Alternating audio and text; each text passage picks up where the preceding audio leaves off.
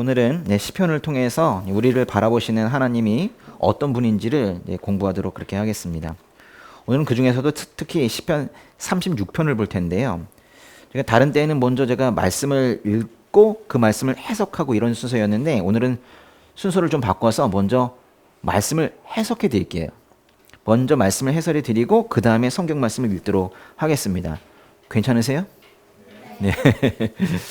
시편 36편의 표제입니다. 한번 보세요. 여호와의 종 다윗의 시 지휘자를 위한 노래. 이번에 이제 시편 36편을 보실 텐데요. 시편 36편은 이렇게 12절이 있습니다. 이 시편을 굳이 나누면은 이렇게 네 부분으로 나눌 수가 있는데요. 4절까지 한번 나눌 수 있고, 그 다음에 5, 6절, 그 다음에 7, 8, 9절, 그 다음에 10, 11, 12절 이렇게 나눌 수가 있어요. 1절에서는 그 악인의 특징이 무엇인지 알려줍니다. 그러니까 1, 2, 3, 4절은 악인이 어떤 사람인가 그 부분을 알려주는 구절이에요. 아주 구체적으로 묘사를 합니다. 이제 보실 거고요. 그 다음에 10절에서 12절 이 끝부분은요, 악인으로부터 구원해달라는 그런 간청이 여기에 들어가 있어요. 저를 계속 사랑해 주시고 그 대신 악인은 심판해 주세요. 이런 기도를 드리거든요. 그러니까 36편의 이 맨 앞과 맨 끝에는 뭔가 악인 이야기가 나오고 있는 거예요. 그 다음에 가운데는 무슨 얘기가 나와요? 가운데는 이제 하나님 이야기가 나오는 거예요. 5, 6절과 7, 8, 9절은 하나님을 찬양하는 그런 말씀입니다. 그러니까 시편 36편은 처음과 끝에서 악인 이야기를 하고 이 가운데에서 하나님의 성품을 찬양하는 그런 말씀이에요. 그 중에서도 특별히 그 중에서 5절과 6절은 하나님의 여러 성품을 찬양을 합니다. 하나님의 여러 성품이라는 것은 어떤 것들이 성품이에요? 하나님께서 인자하시다. 하나님께서 신실하시고 하나님께서는 의로우시다. 또 하나님의 심판, 하나님은 심판하시는 분이다. 라는 이런 것들이 바로 하나님의 성품인데요. 그런 것들이 5절과 6절에서 찬양이 되고 있는 거예요. 그런데 7절과 9절에서는 역시 하나님을 찬양하긴 하는데, 특히 그 중에서도 하나님의 인자하심, 다른 말로는 사랑인데요. 그 부분을 특별히 강조하면서 찬양을 해요. 그러니까 7절에서, 그러니까 5, 6, 7, 8, 9절, 이 7절에서 주의 변함없는 사랑이 얼마나 소중한지요 라는 표현이 있잖아요. 거기서 이게 사랑이라는 표현, 그게 바로 헤세드예요. 뭐라고요? 헤세드라고, 헤세드. 우리가 이제 사서를 보면서 우리가 좀 헤세드라는 표현을 썼었는데, 여기에 드디어 헤세드가 나오는 거예요. 7절에 있는 주의 변함없는 사랑, 그 사랑이 바로 헤세드다. 이래, 헤세드. 7, 8, 9절을 이끄는 첫 절인 이 7절에 바로 헤세드가 언급이 되는 거예요. 보세요. 헤세드가 언급이 되고 있죠. 그런데 이게 7절에만 헤세드가 언급이 되는 게 아니에요. 5절과 6절을 묶어보면 그 5절과 6절의 대표격인 이 5절에도 그 헤세드가 있어요. 이때는 이제 번역하기로는 사랑이라 번역하지 않고 우리말 성경에서 주의 인자하심이라고 번역을 했는데, 거기에도 헤세드가 나옵니다. 그리고요, 또 10절, 11절, 12절에서도 사실 헤세드가 나오는데요. 여기서는 주의 사랑이라는 표현으로 다시 쓰고 있어요. 그 사랑이 바로 헤세드입니다. 그러니까 보세요. 5절과 7절과 10절에서 헤세드, 헤세드, 헤세드 이렇게 하고 있는 거예요. 그러니까 36편은, 시편 36편은 헤세드로 가득 차 있다 이렇게 말해도 될 것 같아요. 보시다시피 5절과 7절과 10절에서 헤세드를 말하고 있습니다. 그리고 그 헤세드가 나오고 그 다음에 6절과 8, 9절, 11절, 12절이 그 앞에 있는 헤세드를 이제 따라가면서 그렇게 말씀이 나오는 거예요. 그런데 여기 잘 보세요. 헤세드가 없는 데가 있어요. 어디 없어요? 첫 부분에 없잖아요. 헤세드가 여기는 없어요. 1, 2, 3, 4절에는. 이거는 악인의 특징을 말하고 있는데, 나쁜 사람들, 악인은 이러이러한 사람들이다 라고 말하는 부분이 바로 1절에서 4절까지입니다. 악인의 특징을 말하고 있는데, 악인은 하나님을 두려워하는 마음이 없기 때문에 여기에는 헤세드도 들어갈 자리가 없는 거예요. 이 악인의 특징상 여기에 헤세드가 들어가지를 못하고 있는 거예요. 이 시의 표제는 다시 한번 볼게요. 여호와의 종 다윗의 시 지휘자를 위한 노래입니다. 한번 읽어보세요. 여호와의 종 시. 그러니까 시편 36편은 짧게 말하면 종이 부른 노래입니다. 종이 부른 노래예요. 다윗이 자기를 여호와의 종 이렇게 표현을 하고 있잖아요. 시편은 총 5권으로 되어 있는데 그 중에서 지금 아직 보고 있는 부분은 1권입니다. 1권이 시편 41편까지가 1권이거든요. 1권의 그 시편에는 이렇게 제목이 있는 것도 있고 없는 것도 있어요. 보통 제목이 있다면 어떤 식으로 해요? 간단해요. 제목이 있다 하더라도 다윗의 시? 다윗의 시 이 정도로 말하고 있어요. 그런데 시편 18편과 시편 36편이 좀 길어요. 시편 18편과 시편 36편에서는 다윗을 여호와의 종 다윗 이렇게 표현을 하고 있습니다. 시편의 18편 아시죠? 그 다윗을 사울의 손에서 구해냈을 때 다윗이 감사하다면서 하나님께 부른 노래가 바로 시편 18편인데 그때 다윗은 자신을 종이라고 하고 이렇게 시편 36편처럼 하나님의 그 헤세드로 가득한 이 시편에서 또다시 자신을 종이라고 하는 거예요. 다윗이 자신을 종이라고 표현하면서 자신을 낮출 수밖에 없는 이유는 아마도 하나님 맞는 것 같아요. 하나님의 크신 사랑을 경험했기 때문에 그걸 보니까 자신을 도저히 다윗이라고만 말할 수는 없는 거예요. 그래서 여호와의 종 다윗 이렇게 낮춰놓은 거죠. 그리고 이 시는 지휘자를 위한 노래입니다. 옛날 번역에서는 지휘자라는 표현을 쓰지 않고 영장이라는 표현을 썼거든요. 영장? 예. 영장을 위한 노래. 영장이 뭡니까? 뭐 음악이나 연주 이런 것들에 그 감독하는 사람을 영장이라고 하는데 쉽게 말하면 지휘자예요. 그러니까 뭐 지휘자 제대로 표현을 해 놓은 것이죠. 그러니까 이거는 지휘자를 위해서 하나님의 종이 부른 노래가 시편 36편이네요. 윤곽이 좀 잡혔습니까? 36편을 한번 좀 읽어보도록 하겠습니다. 1절부터 읽을게요. 시작. 악인의 죄악이 내 마음에서 말하기를 자기 눈앞에는 하나님을 경외하는 마음이 없다고 합니다. 자기 범죄가 드러나지 않을 것처럼 눈에 자기밖에 보이지 않는 듯 우쭐대고 있습니다. 그가 하는 말은 죄악과 속임수니 지혜롭거나 선하기는 다 틀렸습니다. 그는 잠자리에 누워서도 금모를 꾸미고 스스로 좋지 않은 길에 발을 내디디며 악한 것을 싫어하지 않습니다. 오 여호와여, 주의 인자하심이 하늘에 있고 주의 신실하심이 구름까지 닿습니다. 주의 은은 거대한 산과 같고 주의 판단은 크고 깊습니다. 오 여호와여, 주께서 사람과 동물을 모두 돌보십니다. 오 하나님이여, 주의 변함없는 사랑이 얼마나 소중한지요. 사람의 자손들이 다 주의 날개 그날 아래 피합니다. 그들은 주의 집에 기름진 것으로 배부를 것입니다. 주께서는 그들에게 주의 기쁨의 강물을 마시게 하실 것입니다. 생명의 샘물이 주께 있으니 주의 빛으로 우리가 빛을 볼 것입니다. 오 주를 아는 사람들에게 주의 사랑을, 마음이 올곧은 사람들에게 주의 의를 베푸소서. 오만한 사람들의 발이 나를 쫓아오지 못하게 하시고 악인들의 손이 나를 제거하지 못하게 하소서. 범죄자들이 넘어져 있습니다. 저들이 엎어졌으니 다시 일어서지 못할 것입니다. 아멘.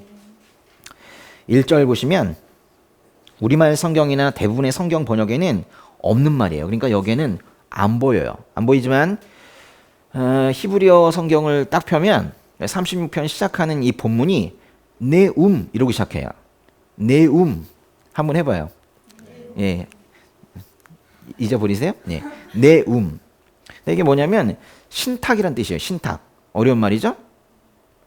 계시? 이렇게 번역할 수도 있고 더 쉬운 말은 말씀이죠. 그러니까 이 36편은 좀 다른 거랑 좀 다르게 네움 이렇게 한 단어를 딱 집어넣고 시작을 하는데 그것은 하나님께서 다윗에게 마음을 주셔서 다윗이 그거를 말했다는 거예요. 그게 뭔가 하나님의 말씀이 다윗을 통해서 우리에게 들리는 그런 개념이 바로 네움이에요. 그러니까 시편 36편은 하나님께서 다윗의 마음에 주신 말씀을 기록한 것입니다. 이 시편은 좀 전에 보셨다시피 악인에 대해서 먼저 노래하고 또 하나님에 대해서도 노래해요. 그러니까 결국 악인 가운데 하나님 이야기가 나오는데 결국 이 둘을 대조하는 것이죠. 악인의 성품과 하나님의 성품이 충돌하는 그런 노래예요. 우리가 안 봐도 뻔히 아는 게 있어요. 악인이라고 말했는데 뭐 악인의 성품이야 뻔하게 완전히 부패했을 것 같아요. 완전히 타락했을 것 같아요. 하나님의 성품은 그대로 그것이 그 성품이 그대로 행동으로 나타난다고 해도 크게 이상할 것 같지 않아요. 왜냐하면 하나님의 성품은 워낙에 아름다우시기 때문에 그것이 행동으로 나타난다면 또한 아름다운 행동이 되겠죠. 그런데 그대로 나타나요. 그래서 하나님의 성품은 하나님의 행동과 괴리지 않을 거예요. 이 시편은 네 부분으로 나누면 좋다고 말씀을 드렸는데 그중에 악인의 특징을 노래한 1절에서 4절까지는 그 지혜시 같아요. 지혜시. 뭐 잠언 같은 그런 느낌이 있고, 그 다음에 5절에서 9절 그 하나님을 찬양하는 그런 말씀은 말 그대로 찬양시 같아요. 그리고 이제 마지막 부분 10에서 12절은 뭔가 저를 좀 구해주세요라는 그런 악인으로부터 구원을 간청하는 그런 내용이에요. 그러니까 이 시편 36편은 이 한 편에 세 가지의 문학 형태를 다 가지고 있는 아주 다양한 그런 모습의 시편이에요. 이 시편 36편은 지혜시이기도 하고 찬양시이기도 하고 간구하는 노래이기도 합니다. 이제 각 절을 좀 더 자세히 보도록 하겠습니다. 1절에서 4절을 다시 한 번만 읽을게요. 다시. 악인의 죄악이 내 마음에서 말하기를 자기 눈앞에는 하나님을 경외하는 마음이 없다고 합니다. 자기 범죄가 드러나지 않을 것처럼 눈에 자기밖에 보이지 않는 듯 우쭐대고 있습니다. 그가 하는 말은 죄악과 속임수니 지혜롭거나 선하기는 다 틀렸습니다. 그는 잠자리에 누워서도 음모를 꾸미고 스스로 좋지 않은 길에 발을 내디디며 악한 것을 싫어하지 않습니다. 1절 보여주세요. 1절을 보면 악인의 죄악이 내 마음에서 말하기를 자기 눈앞에는 하나님을 경외하는 마음이 없다고 합니다 라고 했어요. 근데 잘 보세요. 여기서 이 내 마음이라는 게 뭘까요? 악인의 죄악이 내 마음에서 말하기를, 이게 내 마음이 악인의 마음을 말하는 거예요? 우리의 마음을 말하는 거예요? 우리말 성경은 이걸 지금 내 마음이라고 이렇게 번역을 했는데 이게 이제 원문 그대로 사실 번역을 한 거예요. 잘한 겁니다.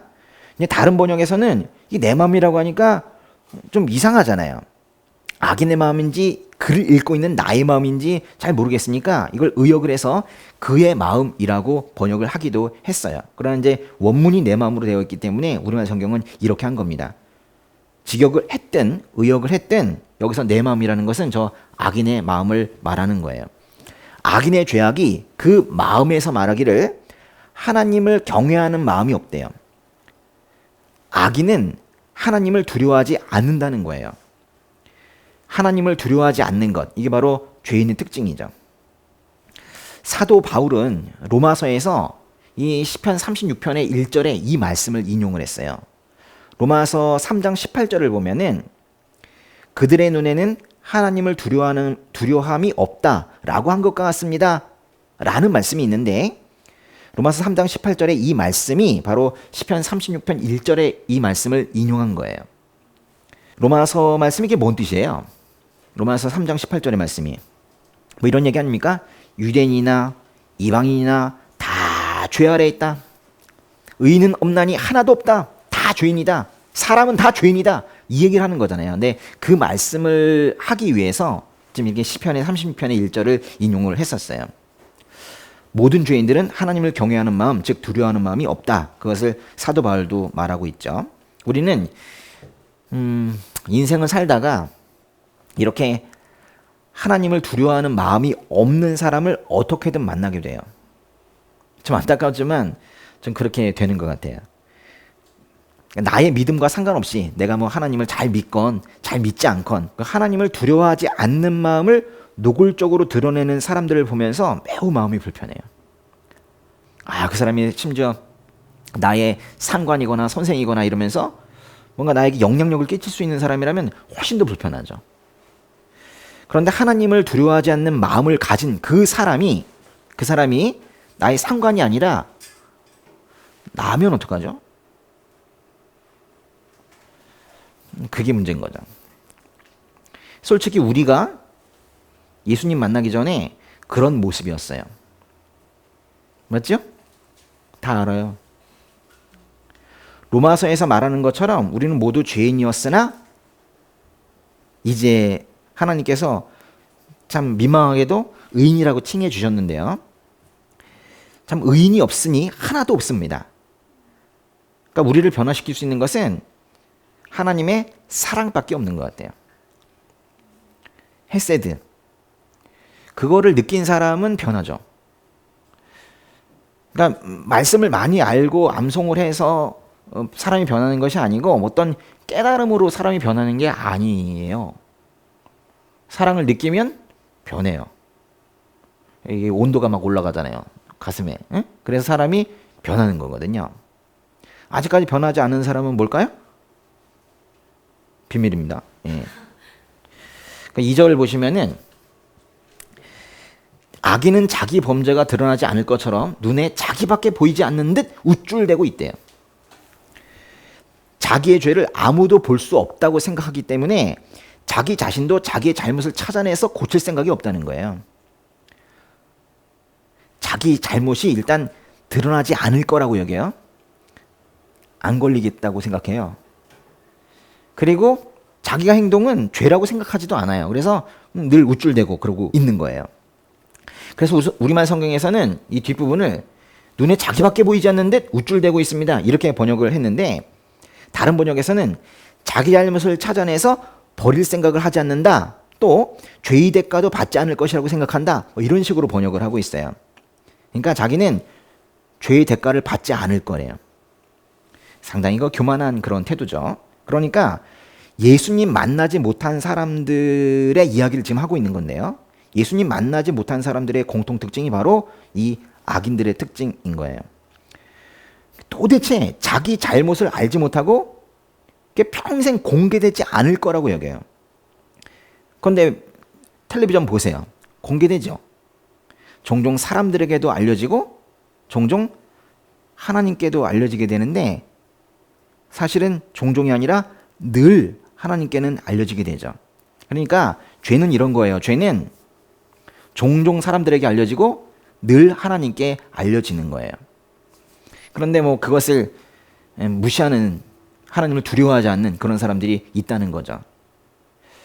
3절에 보면은 그가 하는 말은 죄악과 속임수니 지혜롭거나 선하기는 다 틀렸습니다. 이렇게 표현했는데요. 이 거짓된 존재, 이 악인은 지혜롭게 행동하려고 하지 않아요. 그리고 선하게 행동하려고 하지도 않습니다. 아니 남의 눈치를 봐서라도 애써서라도 선을 행하려고 하는 사람들이 있어요. 근데 그것도 안 한다는 거예요. 악인들은. 지혜롭게 행한다는 게 뭐예요? 지혜롭게 행하면 사실 나와 주변이 모두 평화로워요. 잘 지내죠. 공동체가 그냥 편해요. 지혜롭게 행동하면. 그러니까 악인들은 이 믿음의 공동체 안에서 제대로 살아가는 것을 포기한 사람들이에요. 악인 한 명이 사실 공동체에 잘못 들어오면 공동체 전체가 위협을 받습니다. 아십니까? 예. 어떤 경우엔 공동체 존립의 위기를 가져오기도 하죠. 실제로 그래서 공동체가 무너지기도 합니다. 그래서 악인이 그 도덕적 의인이 되려고 노력하는 죄인이 되기까지는, 우리가 그런 사람들이잖아요. 도덕적 의인이 되려고 노력하는 죄인들이잖아요. 근데 그런 사람이 되기까지는 우리가 시간을 보면서 그 악인을 관찰하고 있는 거예요. 또 악인은 선하기는 다 틀렸다고 말해요. 이거는 악인이 선을 행하기를 포기했기 때문에 그 행동은 하나님의 관점에서 보면 늘 비뚤어져 있는 거예요. 늘 하나님 마음을 아프게 하는 행동만 골라서 그렇게 하게 되는 거죠. 지금 악인들 이야기를 하고 있는지, 예수님 만나기 전에 나의 얘기를 하고 있는지, 아니면 예수님 만난 초기에 나를 이야기하고 있는지 막 헷갈립니까? 4절을 보면은 악인은 잠자리에 누워서도 음모를 꾸미고 스스로 좋지 않은 길에 발을 내디디며 악한 것을 싫어하지 않는데요. 악인은 완전히 타락해 있기 때문에 누워있을 때에도, 잠자리에 누워서도 생각을 해요. 계획을 짜요. 어떤 식으로 이 공동체와 다른 사람을 해칠 것인지, 어떻게 그 사람들을 괴롭힐 것인지 그것을 고민한다는 거예요. 계획한다는 거예요. 또 다른 사람들을 유혹합니다. 이 악인의 특징이 이거예요. 악인은 자기만 악을 저지르는 것이 아니라 다른 사람들을 악으로 유혹해요. 다른 사람들도 악을 저지르게끔 그렇게 만들죠. 아직 주님 제대로 만나지 못한 사람들의 특징이 지금 쭉 열거되고 있는 거예요. 지금 1절에서 4절까지 다 보셨습니다. 악인은요, 자기 본성에 있는 죄를 그대로 드러내는 것 같아요. 그러니까 죄인들이 그렇다고요.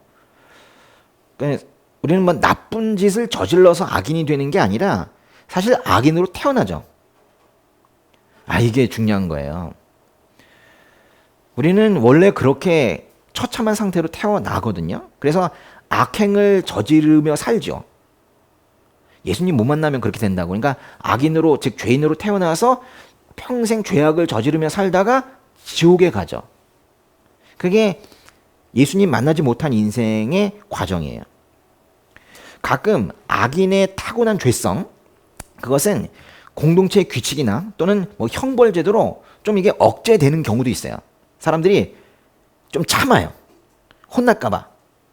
그러나 그 죄성이 근본적으로 정말 그 주님의 은혜 아래로 들어가서 그 은혜로 그 죄성이 덮이려면 시간이 좀 걸립니다. 주님을 만나야 돼요. 죄인의 내면을 살펴보면 마치 죄가 살고 있는 것 같아요. 사실은 뭐 사탄이 활동하고 있는 것인데요. 이 안에서 활발하게 죄가 생물처럼 살아있는 것 같아요.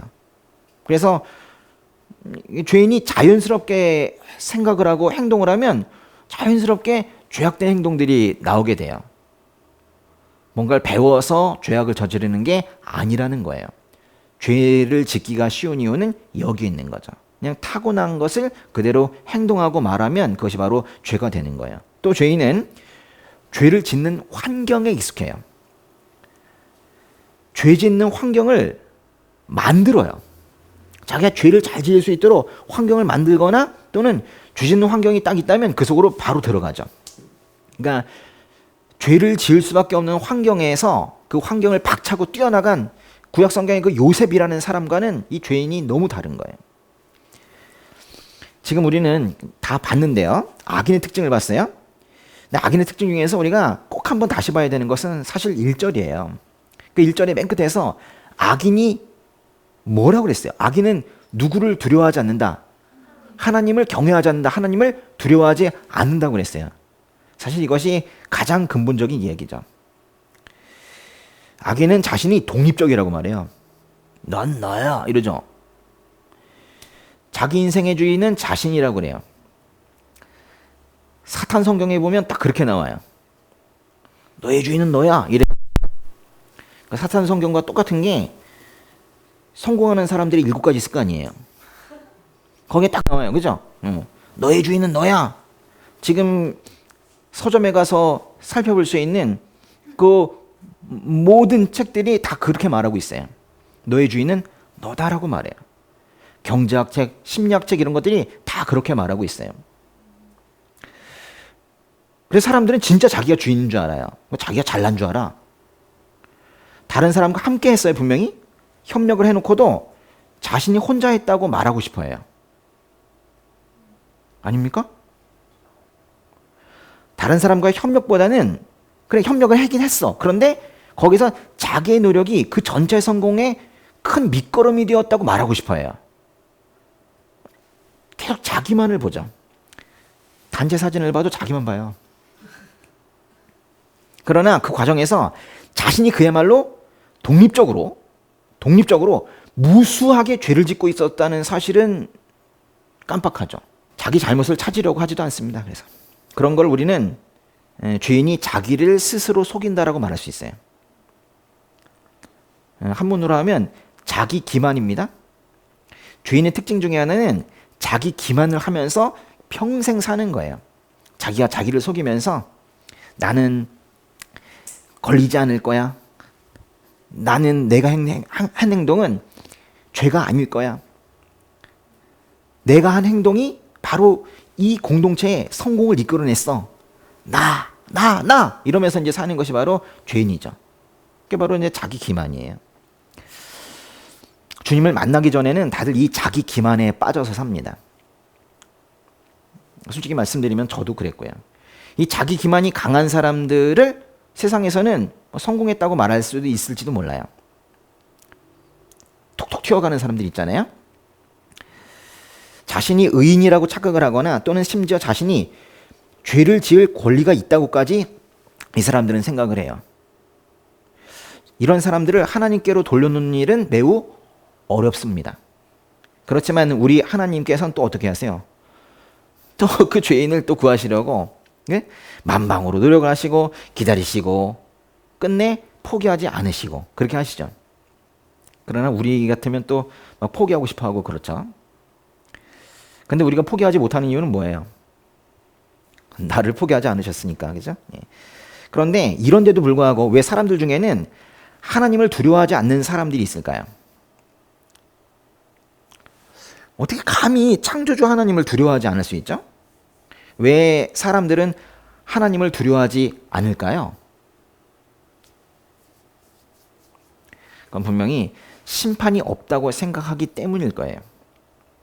심판이 없다고 생각하니까 심판하시는 하나님을 두려워하지도 않는 거예요. 맞습니까? 그게 근본적인 이유일 거예요. 그러니까 세상에는 두 종류의 사람이 있는 거예요. 심판이 있다고 믿는 사람과 심판이 없다고 믿는 사람. 둘 다 믿음인데 이 두 사람으로 갈라져 있죠. 성경은 뭐라고 말하고 있어요? 성경에는 분명하게 심판이 있다고 말해요. 성경의 말씀을 믿는다면은 심판을 믿는 거예요. 여러분 어느 쪽이세요? 심판을 믿습니까? 성경을 믿습니까? 만약에 심판이 없는데 심판이 있다고 생각을 하면 그것만한 인생 낭비도 없을 거예요.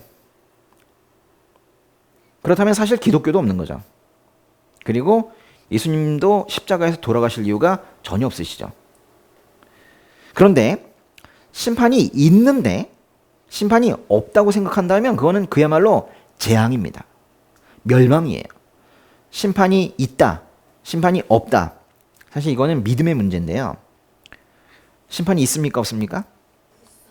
있습니다. 심판이 없다고 말하는 사람들이 있기도 한데 세상에 그런 사람으로부터 여러분이 상처를 받을 필요는 없어요. 왜냐하면 원래 있는 거니까. 독하게 말하면 사실 이거는 선택의 문제예요. 심판이 있다 없다 어떤 믿음을 가질 것인가 선택하는 문제란 말이에요. 그 사람들은 그런 선택을 한 것이고 여러분은 이런 선택을 한 거예요. 그래서 상처받을 필요는 없다는 거예요. 심판이 없다고 생각하기를 선택한 사람은 그냥 그렇게 생각하는 거예요. 다만 그 사람에게는 심판이 있다는 생각을 하도록 생각을 전환시킬 수 있는 그런 기회가 삶에서 없었던 것뿐이에요. 좀 어렵게 말을 했는데 심판이 있다고 생각할 수 있는 기회를 얻게 돼야 되는데 그 기회가 바로 교회에 오는 거거든요. 교회 와서 하나님의 말씀을 듣고 하나님 만나는 것인데 그 기회가 그들에게는 없었다는 거예요. 또는 뭐 기회가 왔을 수도 있죠. 여러분이 가서 말씀을 전했을 수도 있잖아요. 그런데 그 기회를 걷어차 버렸을 수도 있습니다. 그러나 다시 한번 말씀드리지만 성경은 분명히 말해요. 한 번 죽는 것은 사람들에게 정해진 일이며 그 후에는 심판이 있습니다. 이렇게 말해요. 그 다음에 있는 5절과 6절 한번 읽어보도록 하겠습니다. 시작. 오 여호와여 주의 인자하심이 하늘에 있고 주의 신실하심이 구름까지 닿습니다. 주의 의는 거대한 산과 같고 주의 판단은 크고 깊습니다. 오 여호와여 주께서 사람과 동물을 모두 돌보십니다. 이제껏 악인의 성품을 노래했던 시인이 이제 좀 말투가 바뀌어요. 이제 하나님의 성품을 찬양합니다. 악인의 성품과 하나님의 성품은 사실 뭐 비교하는 것도 사실 민망한 일이긴 한데 굳이 비교를 한다면 이렇게 대조가 되는 거예요. 5절과 6절은 재밌는데요. 하나님의 헤세드와 신실하심과 의와 심판을 찬양해요. 5절 한번 보여주세요. 보세요. 인자하심과 신실하심과 다음 절 의와 판단, 이게 심판이라는 뜻인데 이거를 모두 찬양을 해요. 다시 5절. 그런데 어떻게 표현하냐면 주의 인자하심을 말하면서 하늘을 찬양하고요. 그 아래에 있는 구름을 찬양하고요. 다음 절. 그 다음에 있는 거대한 산을 찬양하고요. 그 다음에 나오는 크고 깊습니다라는 표현은 이거는 바다를 말하는 거예요. 깊은 바다를 말한다고. 그러니까 위에 있는 저 하늘에 있는 하늘, 구름, 거대한 산, 그리고 그 밑에 있는 바다까지 내려가면서 말하자면 하나님께서 창조하신 그 세계를 가지고 하나님을 찬양하는 거예요. 참 멋있는 말씀 아닙니까? 헤세드와 신실하심과 의와 심판을 찬양하면서 하나님께서 창조하신 이 세상을 조목조목 그렇게 노래하고 있는 거예요. 뭔가 이렇게 내려가고 있는, 하강하고 있는 그런 느낌이죠. 하늘, 구름, 거대한 산, 깊은 바다와 같은 이런 우주적인 용어로 이런 걸로 하나님의 성품을 찬양하고 있는 거예요. 하나님의 작품으로 하나님께서 만드신 것으로 하나님의 성품을 묘사하는 것은 이건 좀 부족한 일일 수는 있지만은 그래도 이 시인은 최선을 다해서 하나님의 성품을 그렇게 노래로 그려내고 있는 거예요. 이왕이면 그래도 하나님께서 만드신 것으로 하나님을 찬양하자 그러고 있는 거예요. 참 이게 노력이 보여요. 예. 6절의 끝에 보면은 근데 좀 다른 말이 나와요. 오 여호와여 주께서 사람과 동물을 모두 돌보십니다. 하나님께서 돌보시는 대상은 이게 사람이기도 하고 동물이기도 하네요. 여러분 메시지 성경이라는 게 있습니다. 너무 의역을 많이 해놔서 저는 잘 읽진 않는데 거기에 이분이 참 번역이 재밌게 돼 있어요. 그럼 뭐라고 돼 있냐면 하나님은 작은 것도 결코 잃지 않으신대요. 그러면서 그래서 사람뿐만이 아니라 작은 생쥐까지도 돌보신대요. 동물을 작은 생쥐라고 했는데 그렇게 뭔가 이게 작은 그러나 생명이 있다면 그라도 돌보시는 그런 하나님을 노래하고 있어요. 참 작은 것 하나 놓치지 않으시는 그런 하나님께 감사해야 되는 거예요. 그래서 우리를 놓지 않으신 거거든요. 에? 작은 거를 놓지 않으시는 하나님께서 그래서 우리를 놓지 않으신 거라고요. 예. 그 다음에 7회에서 9절 한번 보겠습니다. 7, 8, 9절 시작. 오 하나님이여 주의 변함없는 사랑이 얼마나 소중한지요. 사람의 자손들이 다 주의 날개 그늘 아래 피합니다. 그들은 주의 집에 기름진 것으로 배부를 것입니다. 주께서는 그들에게 주의 기쁨의 강물을 마시게 하실 것입니다. 생명의 샘물이 주께 있으니 주의 빛으로 우리가 빛을 볼 것입니다. 5절과 6절에서 시인은 하나님의 성품을 전체적으로 찬양을 했지만 이제 시인의 찬양의 초점이 한 군데로 모여요. 7절 한번 보여주실래요? 7절에 주의 변함없는 사랑, 이 사랑이 바로 헤세드예요. 그러니까 앞에서 5절과 6절에서는 하나님의 사랑, 신실하심, 의, 공의 이런 것들을 모두 찬양했는데 말하자면 하나님의 성품을 전체적으로 찬양했는데 하나는 더 한 번 찬양하고 싶은 거예요. 그게 바로 하나님의 사랑이에요. 그게 하나님의 헤세드예요. 그 7절의 이 사랑, 헤세드 눈여겨볼 필요가 있는 거예요. 또 5절과 6절에서는 하나님의 성품을 찬양할 때 뭐와 같이 찬양했었어요? 하나님께서 만드신 것들, 하늘, 구름, 산, 바다 이런 것들과 함께 찬양을 했었는데 7절부터 이 9절까지에서는 하나님의 헤세드를 찬양하는 이 사람이 마치 어떤 공간에 주님께서 만드신 공간에 들어와 있는 것 같아요. 8절 보세요. 8절에 보면은 그들은 주의 집의 기름진 것으로 배부를 것입니다. 주의 집 이런 표현 쓰고 있죠. 주의 집이 어디입니까? 이거는 약속이라는 듯이 구약성경에서 늘 성전을 말하는 거예요. 뭔가 이 사람이 성전에 들어와 있는 것 같아요. 물론 지금은 성전이 없습니다. 지금은 성전이 없지만 성전과 가장 비슷한 것을 찾으라고 하면 교회겠죠. 그러니까 사람들은 하나님을 찬양하기 위해서 교회 예배로 달려옵니다. 제가 지금 뭐라고 그랬어요? 하나님을 찬양하기 위해서 교회 예배로 달려옵니다. 아멘. 그렇게 돼야 돼요. 예배 중에 하나님의 변함없는 사랑을 찬양하고 있다면 우리가 오늘 했듯이 그렇게 예배 중에 하나님의 사랑을 찬양했다면 그리고 어떻게 나 같은 걸 이렇게 귀하게 여기십니까? 그러면서 그 하나님의 사랑에 내가 약간 갸우뚱하기도 했다면 그게 맞는 건데요. 그렇다면 그게 이제 오늘 이 36편의 7절에서 9절까지에 나오는 그 찬양을 우리가 직접 한 거예요. 우리가 시편 36편을 살고 있네요. 그죠? 예. 7절의 끝에 봐요. 7절의 끝에 보면 사람의 자손들이 다 주의 날개 그늘 아래 피합니다. 참 멋있는 표현이네요. 주의 날개 그늘 아래 피한대요. 응? 주의 날개 그늘 아래 피한대. 예? 이 표현은 새끼를 보호하는 어미새 뭐 그런 느낌 아닙니까? 응? 이렇게 보호하는. 또는 그 성막에 가면은 그 성소 안에 또 지성소가 있는데 그 지성소에 그 언약궤가 있고 그 위에 그룹이 있어요. 그룹. 응? 영적 존재 그룹.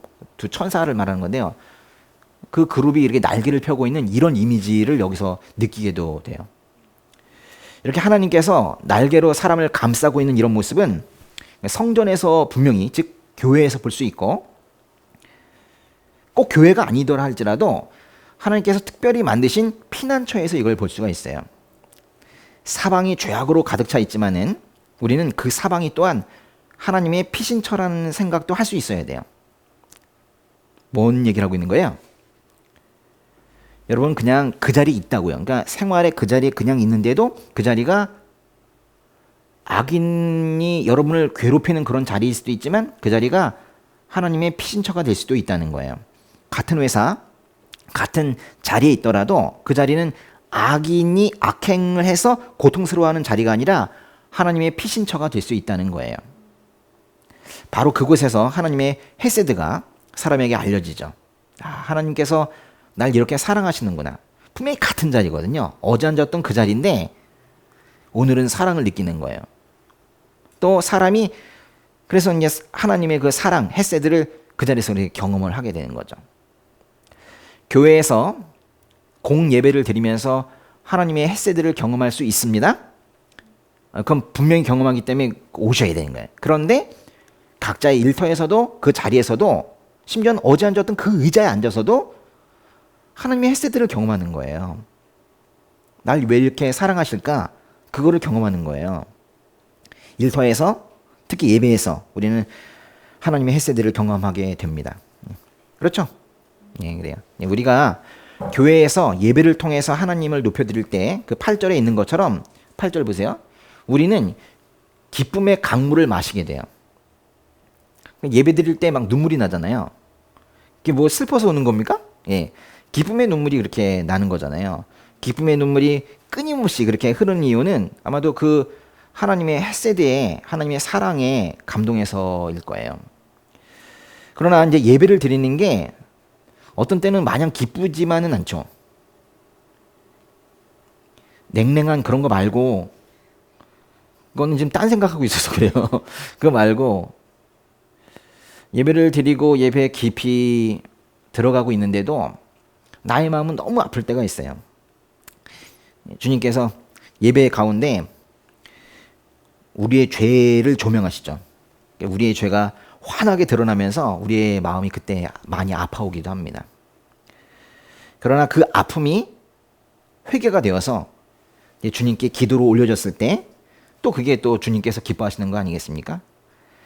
그냥 예배 가운데 처음부터 끝까지 좋아 이러면서 끝나는 거와는 다른 얘기죠. 예배 중에 사실 기쁘면서도 마음이 아픈 참 신비한 일입니다. 그죠? 기쁘면서도 마음이 아픈 그런 경험들이 매 예배마다 있어야 되는 거예요. 9절 끝에 보면요. 주의 빛으로 우리가 빛을 볼 겁니다. 이런 말을 쓰고 있어요. 주의 빛으로 우리가 빛을 볼 겁니다. 이게 뭔 뜻이에요?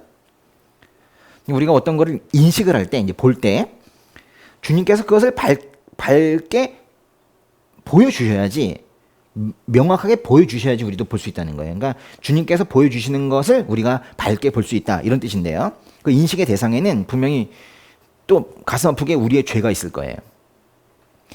그러니까 주님께서 명확하게 죄를 보여주시면 우리가 명확하게 그 죄를 알게 되고 내가 죄인이라는 것도 고백하게 되죠. 근데 이것이 시간이 한참 흘러서까지도 그 죄인이라는 고백을 끝내 못할 수도 있어요. 그거는 하나님이 조명해 주신 그 빛을 그걸 못 봐서 그러는 거예요. 그 빛이 비춰주고 있는 그 죄를 못 봐서 그러는 거예요. 그걸 보는 순간 우리가 무릎을 꿇고 하나님 앞에 탁 고꾸라지게 되죠. 주님께서 우리의 마음에 환하게 빛을 비추어서 이 마음속에 있는 이 더러운 것이 다 드러날 때, 환한 빛이 비춰졌을 때 그 먼지 하나까지 다 보일 것처럼 그렇게 드러날 때, 참 우리의 마음은 쓰라리지만은 그런 영적인 수술을 통해서 우리가 신앙적으로 성숙해 가는 거예요. 응? 요즘 혹시 죄 때문에 마음이 아프세요? 아, 죄를 안 지으시는구나. 너무나도 거룩하게 살고 계십니까? 죄 때문에 마음이 아픈 건 아마도 평생 그러할 거예요. 다 사라졌는가 생각했을 때 다시 드러나는 것이 나의 죄이거든요. 여기 왼손 이게 입으로 막 다 드러나잖아요, 그죠? 근데 그 아픔 있죠. 그 죄 때문에 아파하는 거, 그게 바로 신앙의 성숙이에요. 아파야 성숙한다는 건 그때 쓰는 말인 거예요. 마지막에 나오는 10절에서 12절까지를 한번 보도록 하겠습니다. 시작. 5. 주를 아는 사람들에게 주의 사랑을, 마음이 올곧은 사람들에게 주의 의를 베푸소서. 오만한 사람들의 발이 나를 쫓아오지 못하게 하시고 악인들의 손이 나를 제거하지 못하게 하소서. 범죄자들이 넘어져 있습니다. 저들이 엎어졌으니 다시 일어서지 못할 것입니다. 10절에서는 주의 사랑, 이게 바로 헤세드입니다. 주의 사랑, 즉 헤세드와 주의 의를 베푸소서 그랬어요. 사랑과 의를 베풀어 달라 그렇게 말하는데 이게 조금 번역이 아쉬워요. 이 베푸소서가 앞에 사실 이런 말이 있어야 되거든요. 계속해서 베푸소서, 한결같이 베푸소서, 늘 베푸소서 이렇게 돼야 되거든요. 앞으로 계속해서 이렇게 베풀어 달라는 그런 얘기를 하고 있는 거예요. 사실 그 말을 계속해서 또는 한결같이 이런 말들을 번역한 성경들도 있습니다. 이 말씀에서는 어떤 사람들에게 하나님의 헤세드를, 주의 사랑을 베풀어 달라고 말해요. 그렇죠. 이게 아주 중요해요.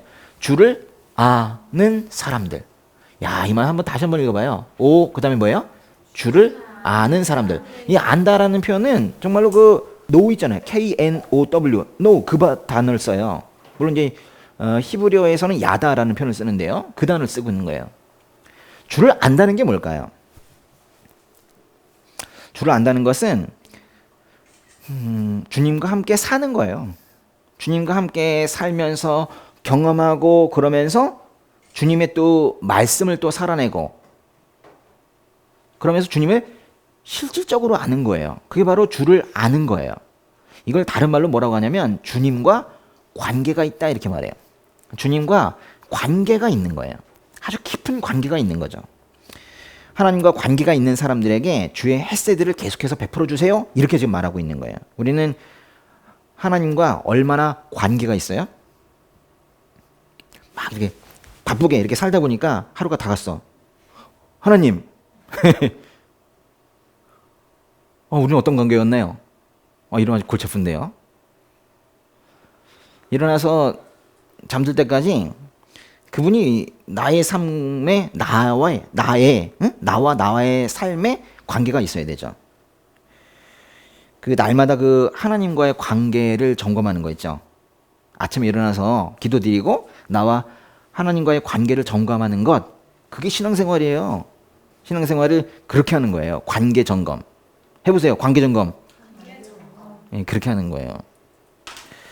솔직히 말씀드리면 사실 오늘 이런 말씀 있잖아요. 예? 조금 이해 못해도 괜찮습니다. 예? 좀 몰라도 괜찮아요. 그렇지만은 하나님을 떠나면 안 돼요. 제가 꼭 그 당부드리고 그게 싶은 말씀이 이거예요. 제발 하나님을 떠나지 마세요. 하나님을 떠나면 안 돼. 예? 하나님을 잘 알지도 못하면서 하나님을 뭐 이렇다 저렇다 이렇게 판단하고 뭐 자기 나름대로 판단하고 떠나면 안 되는 거예요. 이 사람의 뇌가 얼마나 된다고, 이 몇 그램 된다고 이 작은 뇌로 그분을 판단해서는 안 돼요. 그러니까 하나님의 성품을 이 몇 그램 되지도 않는 이 뇌로 판단하고 나서 떠난다면 그것만큼 슬픈 일이 없는 거예요. 또 이 시편의 이 시인은 이런 말을 또 하는데요. 오만한 사람들의 발이 나를 쫓아오지 못하게 하시고 악인들의 손이 나를 제거하지 못하게 하소서. 범죄자들이 넘어져 있습니다. 저들이 엎어져 있으니 다시 일어서지 못할 것입니다. 이렇게 간구를 하는데요. 이거는 두 가지 기도를 다 하고 있네요. 악인으로부터 구원해 주세요. 주님 저를 구해 주세요. 이렇게도 기도하고 있고 저 악인은 심판해 주세요. 이 두 가지 기도를 다 하고 있어요. 구원해 주세요.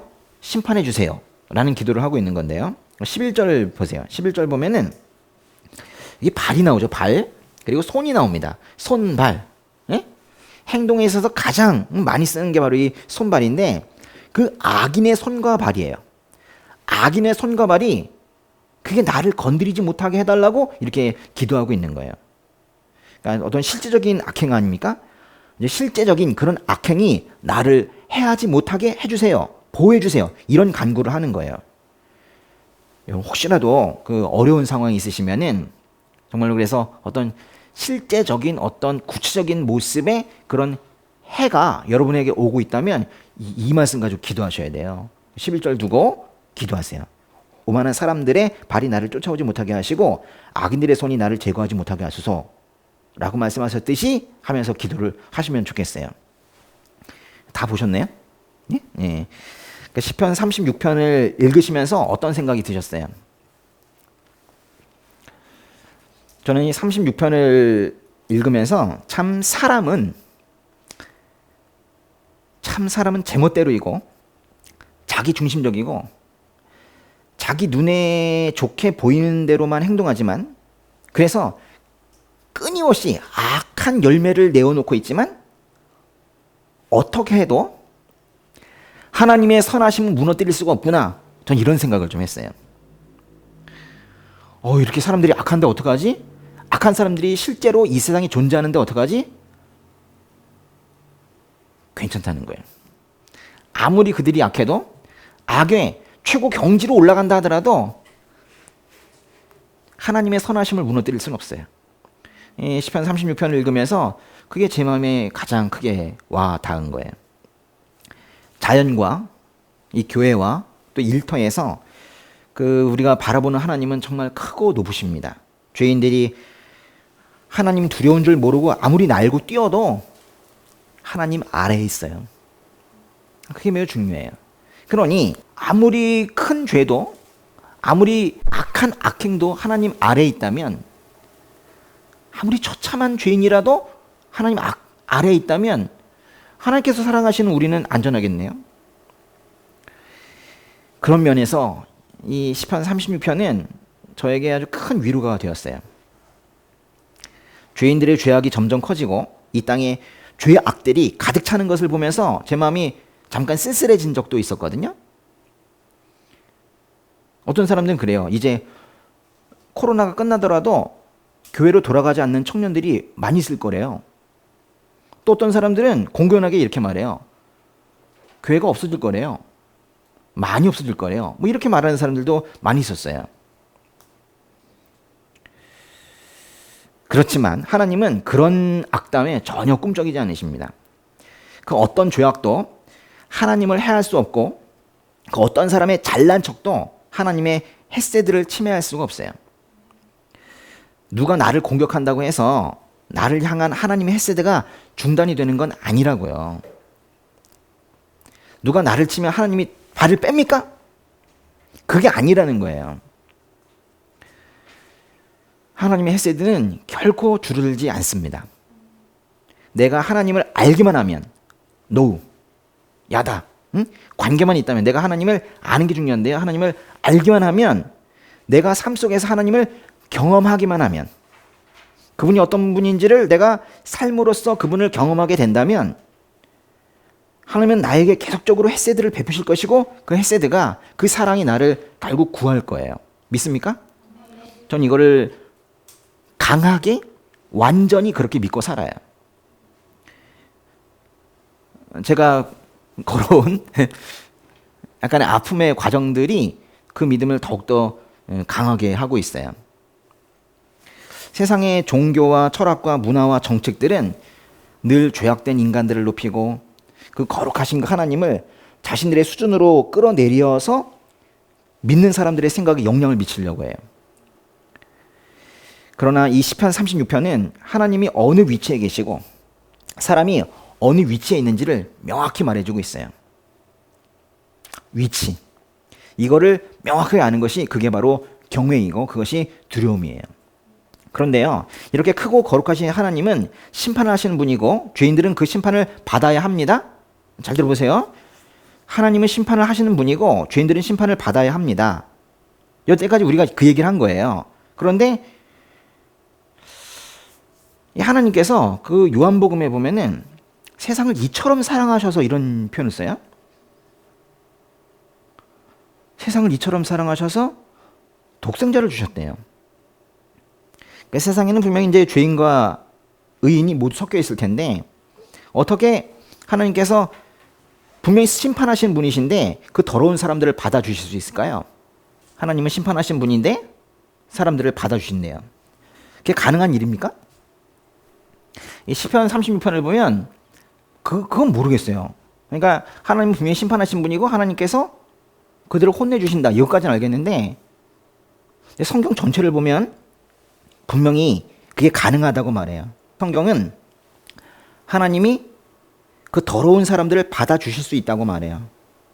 거룩하신 하나님께서 죄인들을 받아주신다는 거예요. 오직 예수 그리스도의 십자가를 통해서만 그것이 가능하다고 말해요. 예수님께서 갈보리산에서 죽으셔서 우리의 죄를 용서하시고 그 정당한 죄의 대가를 치르셨기 때문에 저 위에 계신 하나님과 우리와 같은 죄인이 화해할 수 있었다고 그렇게 말해요. 시편 36편을 읽으면서 하나님은 크시구나, 나는 작구나, 우리는 분리되어 있구나 라고까지만 이해했다면 성경을 반밖에 읽지 않은 거예요. 어떻게 보면 반밖에 읽지 않은 건 잘못 읽은 거라고 말할 수도 있어요. 의사가 환자를 돌보듯이 하나님께서 죄인들을 만나기 위해서 이 땅에 오셨어요. 하나님과 죄인의 간극은 커도 너무 크지만은 그 하나님과 이 죄인 사이에 십자가라는 다리가 놓여져 있다는 것을 우리가 감사해야 하는 거예요. 예수 그리스도의 보혈로 우리의 죄가 씻겨져서 우리 모두가 새 출발할 수 있게 해주신 그 하나님께 감사해야 하는 그런 예배의 시간입니다. 기도하겠습니다. 아버지 은혜 감사합니다. 아버지께서 예수 그리스도를 이 땅에 보내셔서 이 더러운 우리 이 죄인의 죄를 감당하게 하시고 그로 말미암아 우리가 구원을 얻게 하신 것 감사합니다. 매주 드리는 예배이지만 예배 때마다 하나님께서 우리를 구원하신 그 감동을 잊을 수가 없습니다. 이 못난 죄인, 이 많은 허물을 가지고 있는 이 죄인들을 끝내 기다리시고 품에 안아주신 주님의 은혜에 감사드립니다. 또 한 주 우리 성도님들 각자의 일터에서 살아갈 때 오직 하나님께서 십자가에서 이루신 일이 무엇인지를 잊지 않는 그런 우리 성도님들 되기를 원합니다. 예수님의 이름으로 기도드렸습니다. 아멘.